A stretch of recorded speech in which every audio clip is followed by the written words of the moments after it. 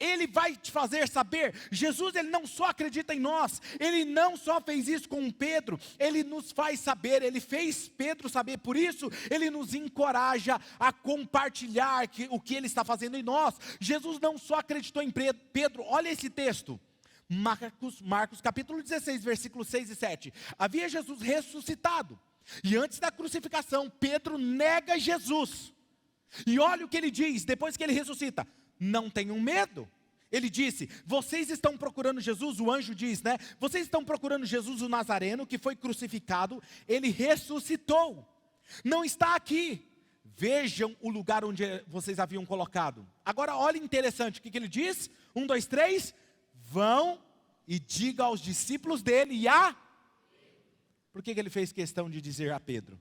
Porque provavelmente Pedro estava como eu e você, afastado, longe, desacreditado, achando que ninguém não teria mais valor. Talvez você está distante como Pedro, achando: puxa vida, eu não vou, eu fui convidado para a festa, todos os discípulos vão, mas eu não mereço estar lá. E aí ele diz: Pedro, você não está entendendo, ele disse para avisar todos os discípulos e a Pedro.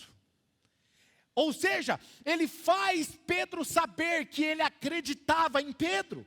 Jesus escolhe acreditar naquele grupo de pessoas que eram desacreditadas, que segundo alguns estudiosos já haviam sido rejeitados pelos religiosos da época, pelos rabinos da época. Eu não sei se você sabe, mas na cultura judaica, Jesus, ele não nasceu cristão. Cristão é todo aquele que segue Jesus, segue a vida de Jesus, os ensinamentos de Jesus. Mas Jesus não era cristão, Jesus era um judeu. E como um judeu, todo bom judeu, ele guardava os mandamentos, ele praticava os mandamentos de Yahvé, ele estudava a Torá, que eram os primeiros 5 livros da Bíblia: Gênesis, Êxodo, Levítico, Números e Deuteronômio, ok? Agora olha que interessante, e o sonho de todo jovem naquela época não era se tornar um jogador de futebol.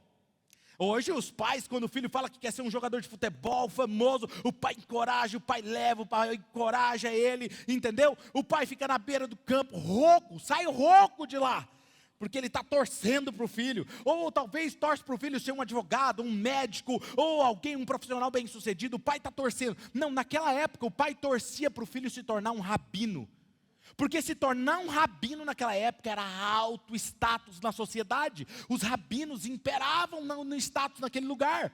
Então o sonho de um pai é que o seu filho se tornasse um rabino. Então como que começava? Existia 3 níveis de aprendizado, que eles entravam numa escola. A primeira escola se chamava Bet Sefer, que chama Casa do Livro, que era para aquelas pessoas de 6 a 10 anos. 6 a 10 anos, só para você ter uma ideia, o aluno, que era o melhor aluno, ele tinha decorado Gênesis, Êxodo, Levíticos, Números e Deuteronômios. A Torá inteira. E a gente mal tem decorado João 3,16. E se falar para falar rápido, a gente mistura João 3,16 com Apocalipse 2. Quem estava entendendo? Naquela época era assim, e aí tinha uma outra escola, e esses, os melhores da Casa do Livro, eles iam para uma próxima escola chamada Bet Talmud, que era a casa de aprender, dos 10 ao 14 anos. Dos 10 ao 14 anos, ele não só sabia a Torá, os melhores, e a maioria sabia a Torá inteira decorada, e sabia também os livros poéticos, profetas, os reis, os escritos, os poéticos e os profetas menores, profetas maiores, o Antigo Testamento inteiro. Você tem noção que é um jovem de 10 a 14 anos, ele ter praticamente decorado todos os livros do Antigo Testamento? E aí o que acontecia? Quando ele estava nesse nível, então, ele ia para a próxima escola, que se chamava Bet Midrash, que é a casa de estudo. E aqui só ia a nata, os melhores, os CDF. Sabe o CDF? Sabe aquele que senta na primeira carteira? Só aqueles, entendeu? Só esses que tiravam nota A, nota 10, eram aprovados que iam para essa escola. E nessa escola era uma preparação para se tornarem rabinos. Eles estavam a um passo de se tornarem rabinos. E quando eles estavam nesse passo, eles começavam a olhar o rabino mais admirável, mais respeitável. Tinham vários. E eles falavam assim: eu quero ser como o rabino fulano de tal. Eu vou me inscrever para ser um talmide. O que é talmide? Um discípulo daquele rabino, porque eu vou me tornar como ele. Talmidim é a palavra discípulos, tipo vários, no plural, ok? Então ele queria se tornar um talmide daquele rabino. E esse era o foco dele.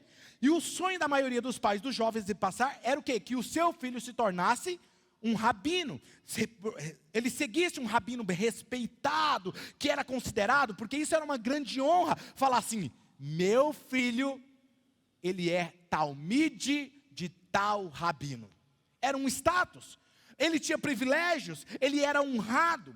E quando o filho passava na prova do conhecimento, ok? Ele ia conversar com aquele rabino que ele queria se tornar o talmide dele, e falava com ele, olha, eu tenho um sonho de ser o seu talmidinho, o seu talmide. E aí o rabino falava assim, então nós vamos fazer uma prova. Olha isso. Aí tinha uma prova de conhecimento, ok? Onde ele ia fazer perguntas para ele, e ele tinha que responder tudo. E se ele fosse aprovado, um só era aprovado. E esse um que fosse aprovado, ele falava assim no final, se ele fosse aprovado, vem e segue-me. E aí quando ele falava isso para esse jovem se tornava oficialmente um talmide. Existia um historiador daquela época lá, um grande mestre de Israel, que dizia que ele falava isso para os talmidins, era o quê? Ande tão perto do seu rabino, que a poeira dos pés dele cubra você. O que ele está querendo dizer com isso? Ande atrás literalmente do seu rabino. Se ele vai para uma festa de casamento, você vai junto. Se ele vai na sinagoga ensinar a palavra, vai junto e aprenda. Ande atrás dele, que o pó, naquela época não tinha asfalto, ok, gente? Não tinha Nike, não tinha Vans, ok? Então era o quê? Vamos dizer com outras palavras, o combustível dos veículos daquela época, dos camelos, dos cavalos, né? Caía no chão, o sol, poeira, secava, sandália de couro, aí você imagina aquele sandalhão batendo assim com suor, e a poeira deles, você anda tão perto que cobre você, no final do dia você está coberto com a poeira das sandálias do seu rabino. Em outras palavras, ande perto do seu rabino, até que você se torne como ele. Então agora veja o seguinte, o rabino não dava respostas para o seu aprendiz, ele só fazia perguntas. Sempre que o talmide fazia uma pergunta, ele devolvia com outra pergunta. Alguém está lembrando de alguém que fazia isso? E depois ele contava histórias de ensinamentos que eram chamados de parábolas. Alguém está vendo alguma semelhança com Jesus aqui? E aí olha o que acontece onde entra Jesus nessa história. Jesus, ele passa pelo mesmo processo nesses estágios, e com louvor. Por quê, pastor? Porque com 12 anos Jesus estava sentado entre os melhores rabinos, e diz o texto bíblico que ele deixava eles boquiaberto, tamanha sabedoria e conhecimento que um jovem de 12 anos dominava o assunto. Então Jesus passa pelo mesmo processo, e então quando ele tinha 30 anos, ele se tornava um rabino. E quando Jesus é aprovado, que provavelmente falaram assim, agora você é um rabino, aí o que ele faz? Ele faz e quebra o protocolo que era esperado. Porque naquela época os rabinos o que faziam? Os melhores alunos procuravam eles para serem aprovados. Jesus deixa os aprovados, os melhores, e vai atrás daqueles jovens que foram rejeitados, que receberam um não como resposta, e para diante deles e diz, vem e segue-me. Por isso,